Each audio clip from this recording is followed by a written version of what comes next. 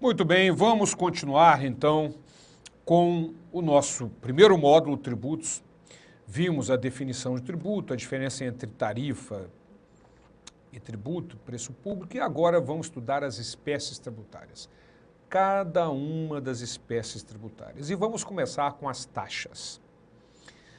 Por uma questão didática, vamos começar com as taxas, a primeira das 5 espécies tributárias que nós vamos conhecer aqui. Como é que se chama, já precisamos aprimorar a nossa linguagem, como é que se chama o fato jurídico que vai dar origem a uma obrigação de pagar tributos? Esse fato jurídico chama-se fato gerador de tributo. Por exemplo, eu sou proprietário desse relógio. Esse é um fato jurídico. Sou proprietário de um relógio. O fato de eu ser proprietário de um relógio não faz com que eu tenha que pagar imposto nenhum. Mas assim como eu sou proprietário de um relógio, eu também sou proprietário de um veículo automotor, de uma Brasília amarela, certo? Sou proprietário de um veículo automotor e tenho que pagar o imposto, porque este fato jurídico, que é a propriedade sobre o veículo automotor, é um fato gerador de tributo.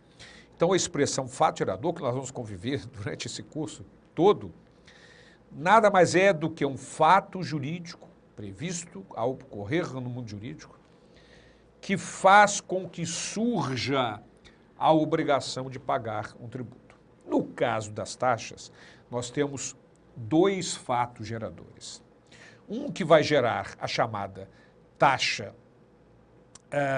de serviço, e o outro vai criar a chamada taxa de polícia. Então vamos lá para a tela. O primeiro fato gerador, que vai gerar a nossa taxa de polícia, é o exercício regular do poder de polícia. Exercício regular do poder de polícia. Este é o primeiro fato gerador que nos cria a taxa de polícia. A taxa de polícia.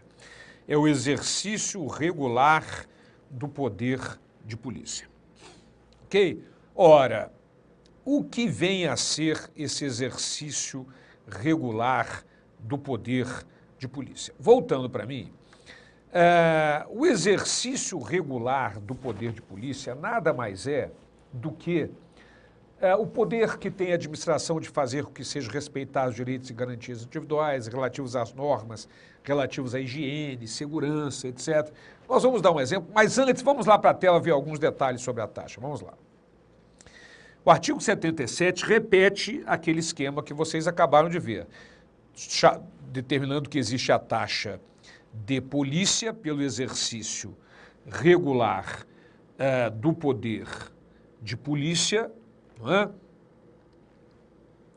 Exercício regular do poder de polícia ou a taxa de serviço, certo? São exatamente as duas taxas, as taxas que vocês estão vendo pela utilização do serviço, pelo exercício do poder de polícia, mas nós estamos falando agora a respeito daquelas pelo exercício do poder de polícia. O artigo 145 da Constituição Federal também traz detalhes com relação à taxa, no seu artigo 145, inciso 2, e um detalhe fundamental que está no parágrafo 2º, antes de olharmos os tipos de taxas.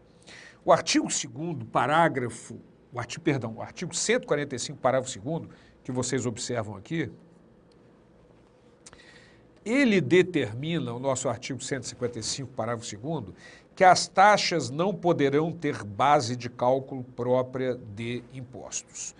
Para isso, voltando para o Borbinha, nós precisamos entender bem o que é. O que é a base de cálculo? A base de cálculo no direito tributário é o valor sobre o qual incide a alíquota para dar o valor do tributo. Ora, qual é a base de cálculo do IPVA? O valor do veículo automotor vai incidir a alíquota em cima daquele valor. Qual é a base de cálculo do ICMS? O valor da mercadoria vendida, do IPI, o valor do produto industrializado, do IPTU, o valor venal da casa. Isso é a base de cálculo dos impostos.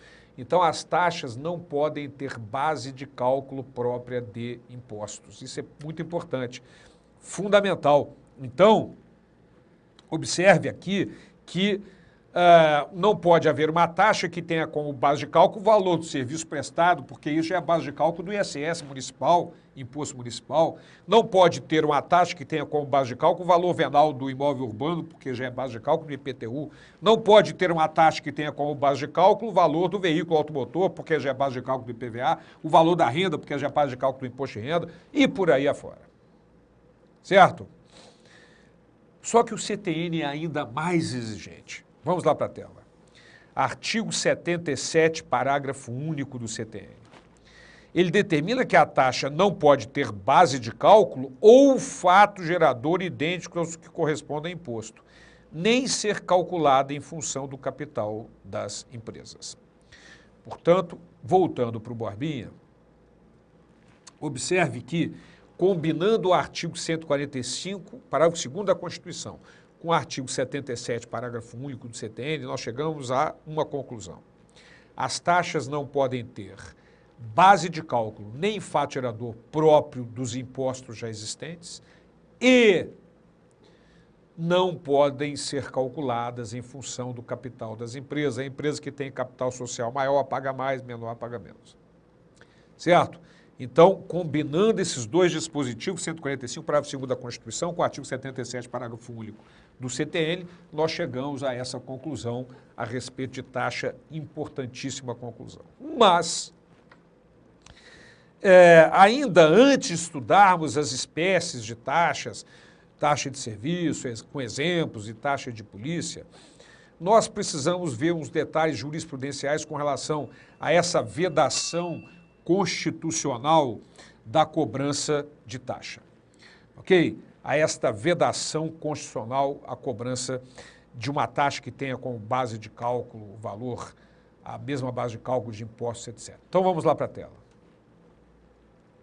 Súmula vinculante número 29 do Supremo Tribunal Federal. Súmula vinculante número 29. É constitucional a adoção no cálculo do valor da taxa, é constitucional a adoção do valor, no cálculo do valor da taxa, de um ou mais elementos da base de cálculo própria de determinado imposto, desde que não haja integral identidade entre uma base e outra. Essa é a súmula vinculante número 29 do Supremo Tribunal Federal. Ok? Maravilha! Então, não pode ter uma integral identidade. Vamos entender como funciona isso aqui? Eu vou criar um novo slide aqui para mostrar como funciona isso. Imagine o seguinte, a base de cálculo do IPTU é o valor venal do imóvel. Esta é a base de cálculo, abreviei, do IPTU. A gente vai estudar isso com detalhes. Ora, acontece o seguinte, como é que eu chego à base, ao valor venal? Eu pego a metragem do imóvel,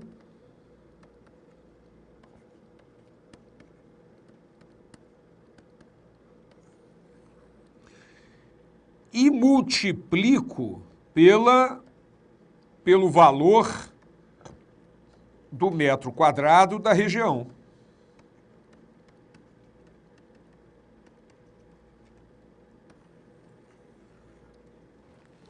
É assim que eu chego ao valor venal. Então, uma metragem do imóvel, um imóvel que tem 400 metros quadrados, multiplico pelo valor do metro quadrado na região, vamos imaginar que seja 20 mil, né? Isso vai dar um valor venal do imóvel de, vamos fazer a conta aqui direitinho, 8.000 0,0008 milhões. Enfim, é dessa forma que eu chego ao valor venal. Ora, observem que a metragem do valor do imóvel, bem como o valor do metro quadrado, são elementos que compõem a base de cálculo, que é o valor venal. O que determina a nossa súmula vinculante número 29 é que é constitucional a adoção no cálculo do valor da taxa de um ou mais elementos da base de cálculo próprio de determinado imposto, desde que não haja total integral identidade entre uma base e outra. Portanto, nada impede que uma taxa tenha como base de cálculo a metragem do imóvel, tenha como base de cálculo o valor do metro quadrado na região. Não há nenhum impedimento de que isso aconteça. O que não pode é haver uma integral identidade, ou seja, ter a taxa como base de cálculo o valor venal do imóvel. Legal? Então, voltando para mim, essa é uma decisão importantíssima com relação ao fato de a taxa ter base de cálculo própria de impostos. Legal. Mas eu venho dizendo que existem dois tipos de taxa. Taxa pelo exercício do poder de polícia e pela prestação de serviço. Vamos lá voltar para a tela, naquele nosso quadro. Então, nós vamos olhar agora o que é a taxa de polícia, a taxa cobrada pelo exercício regular do poder de polícia. Certo? Voltando para o Borbinha, o artigo 78 do Código Tributário Nacional, ele traz a definição do que vem a ser esse poder de polícia. Vamos lá para a tela para a gente dar uma olhada na linguagem jurídica, depois a gente explica numa linguagem fácil. Vamos lá para a tela. Artigo 78 do CTN. Considera-se poder de polícia a atividade da administração pública que, limitando ou disciplinando direito, interesse ou liberdade, regula a prática de ato ou abstenção de fato em razão de interesse público concernente à segurança, higiene, ordens, costumes, etc., etc., etc., etc., em respeito às propriedades, direitos individuais ou coletivos e por aí afora. Voltando para o Borbinha. Então, olha aqui, exemplos de taxa de polícia. TIS, taxa de inspeção sanitária, cobrada pelos municípios dos estabelecimentos que têm instalações sanitárias de uso público. O poder público os fiscaliza, verificando se estão em perfeitas condições de higiene, segurança, e cobra dos próprios estabelecimentos, pelo exercício do poder de polícia, a taxa de polícia. Certo? Taxa de obras em logradouros públicos.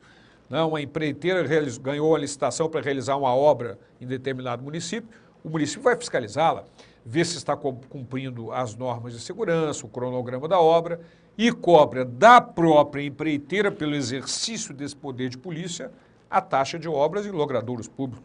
Como é que se chama a licença que o município dá para um estabelecimento se instalar em determinado local? Alvará. A taxa de alvará é uma taxa cobrada em função do exercício do poder de polícia. Certo? Mas se vocês observarem, voltando para a tela, tem uma palavrinha importante aqui. Exercício regular do poder de polícia. O que vem a ser esse regular? Voltando para o Borbinha, esse regular pode dar a impressão de que é aquele constante, mas não é exatamente isso. A definição do exercício regular está no parágrafo único do artigo 78 do CTN. Vamos lá para a tela. Parágrafo único do artigo 78 do Código Tributário Nacional. Considera-se regular o exercício do poder de polícia quando desempenhado pelo órgão competente, nos limites da lei aplicável, com observância do processo legal e, tratando-se de atividade que a lei tenha como discricionária, sem abuso ou desvio de poder. Então, portanto, voltando para mim, o exercício regular é aquele dentro dos moldes da lei, dentro dos limites da lei, sem desvio de poder, sem abuso de poder. Este é o exercício regular do poder de polícia, que é o primeiro fato gerador de taxa, certo? Exercício regular do poder de polícia. No entanto, voltando para a tela, Nós temos, do outro lado aqui, nós temos as taxas de serviço. Nós temos a taxa de serviço. Portanto, vimos aqui a taxa de polícia e agora vamos analisar as taxas de serviço.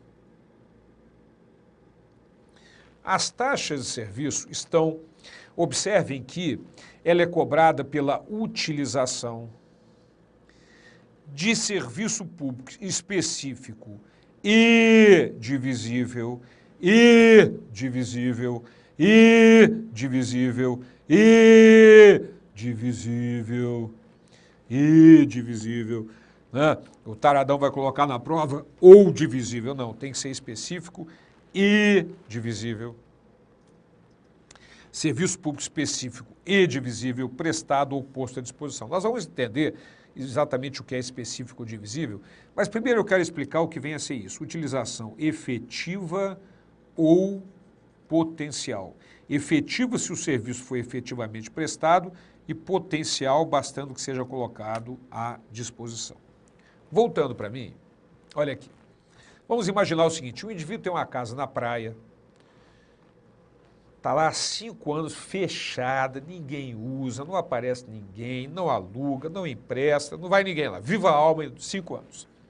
O município está cobrando uma taxa de coleta de lixo relativa a essa casa. E o cara se revolta. Mas tem 5 anos que eu não produzo lixo, eu não faço lixo, eu não vou na casa e não quero pagar.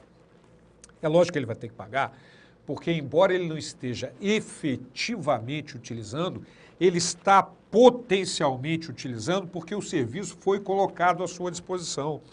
É a utilização potencial do serviço. Então, voltando para a tela, pode ser cobrado pela utilização efetiva ou potencial. Efetivo se realmente for prestado, potencial bastando que seja colocado à disposição. Se você observar o artigo 79 do CTN, ele coloca isso de forma muito clara. Artigo 79 do CTN. Os serviços públicos a que se refere o artigo 77 consideram-se utilizados pelo contribuinte efetivamente quando por ele usufruídos a qualquer título. E potencialmente, quando sendo de utilização compulsória, sejam postos à sua disposição mediante atividade administrativa em efetivo funcionamento. Então, essa é a utilização efetiva ou potencial. Certo? Voltando para mim, mas eu venho incomodando vocês dizendo que o serviço tem que ser específico e divisível. Vamos lá voltar para a tela. O serviço tem que ser específico e divisível. Uma coisa e outra. Então, nós precisamos, e isso é fundamental nesse momento, entender o que é um serviço específico e o que é um serviço divisível. Voltando para mim, o artigo 79, ainda o 79 do CTN, nos traz a definição do que é um serviço específico e do que é um serviço divisível. Vamos lá para a tela, porque aí a gente depois explica com detalhes. Vamos lá, artigo 79, inciso 2. Específico é o serviço quando possam ser destacados em unidades autônomas de intervenção, de utilidade ou de necessidade públicas. Esse é um serviço específico. Ora, o que vem a ser isso, na verdade? Voltando para mim, específico é aquele que você pode visualizar e enxergar exatamente por qual atividade estatal específica você está pagando. Você paga uma taxa de coleta de lixo pela coleta de lixo, uma taxa de incêndio pelo serviço de ataque e prevenção a incêndio e por aí afora. Uma taxa de serviços gerais pelos serviços que serão prestados na repartição.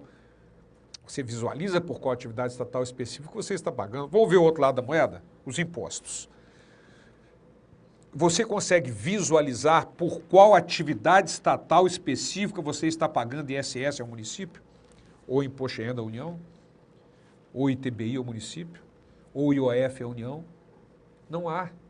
Essa é a grande característica dos impostos, inclusive nós vamos estudá-lo quando nós estudarmos a espécie tributária impostos, que o fato gerador é exatamente esse, é uma situação independente de qualquer atividade estatal específica relativa ao contribuinte. Então, isso é ser específico. Cuidado, não quer dizer, a gente vai estudar com calma, que o dinheiro tem que ser aplicado ali. É específico porque eu sei por qual atividade estatal eu estou pagando. Taxa de coleta de lixo, eu sei que eu estou pagando pelo serviço de coleta de lixo prestado pelo poder público. O que não quer dizer que o dinheiro tem que ser aplicado ali, nós vamos ver isso depois. Então, específico é isso. Você consegue visualizar por qual atividade estatal específica, por qual atuação da administração você está pagando, ao contrário dos impostos. Mas, voltando para a tela, o que é divisível? A definição de divisível do artigo 79 do CTN ficou muito árida. Ela diz o seguinte: divisível, no inciso 3 do artigo 79, quando suscetíveis de utilização separadamente por cada um dos seus usuários. Mas vejam que ficou uma definição muito árida, né? Voltando para mim, muito assim teórica, e aí o Supremo Tribunal Federal entrou nessa seara. O Supremo considera que é divisível e, portanto, de acordo com o Código, suscetível de utilização separadamente por cada um dos seus usuários, quando possa ser mensurada a utilização de cada contribuinte. Essa é a posição do Supremo Tribunal Federal. Então, olha só, o Código, no artigo 79, inciso 3, define divisível, serviço divisível, quando possa ser suscetível de utilização separadamente por cada um dos seus usuários. E o STF diz que é assim quando possa ser mensurada a utilização de cada contribuinte. Legal? E, vocês já sabem, para que seja taxa de serviço, para que seja motivo para cobrança de taxa, o serviço tem que ser específico e divisível. Legal? Muito bem. Então vamos lá para a tela. Súmula 670 do Supremo Tribunal Federal. O serviço de iluminação pública não pode ser remunerado mediante taxa. Ora, é lógico, voltando para mim, porque o serviço de iluminação pública não é conta de luz residencial, hein, gente? Serviço de iluminação pública, na rua. A conta de luz é tarifa, vocês sabem disso.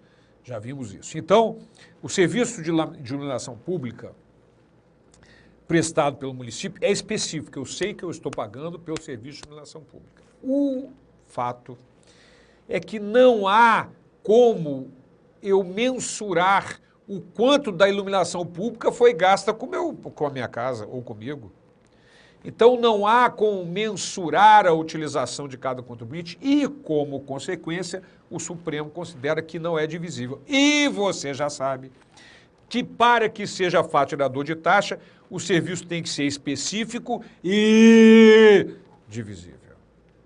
Então, minha gente, o Supremo, voltando para a tela, através da súmula 670, considera que o serviço de iluminação pública não pode ser remunerado mediante taxa. Você já sabe por quê. Porque, embora seja um serviço específico, ele não é divisível. No entanto, há uma importante súmula. Súmula vinculante número 19 do Supremo Tribunal Federal. Você já sabe, voltando para mim, a súmula vinculante é aquela que obriga os tribunais inferiores, os juízes singulares, a decidir de acordo com a súmula vinculante. As outras súmulas, elas não obrigam, mas apenas orientam os juízes e os tribunais inferiores no sentido de decidir daquela forma, porque eles sabem que a hora que chegar no STF ou no STJ vai ser decidido daquela forma. Mas a súmula vinculante não, obriga os tribunais inferiores, os juízes singulares, a decidir nos termos da súmula vinculante. Então, voltando para a tela, súmula vinculante número 19. A taxa cobrada exclusivamente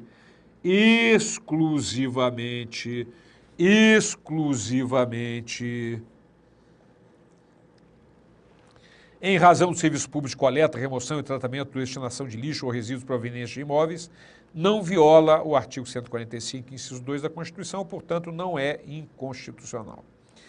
Ora, voltando para mim, é muito fácil de entender essa posição do Supremo Tribunal Federal. Ele considera que ele considera que, na verdade, dá para você mensurar, o município pode mensurar de uma certa forma quanto vai ser coletado de lixo em uma determinada casa. Ele vai fazer uma pesquisa, ver o número de pessoas que moram lá, a renda per capita daquela família, a possível produção de lixo em função disso. O Supremo entende que isso é possível. Mas cuidado que existem vários municípios que cobram taxa de coleta de lixo e limpeza urbana.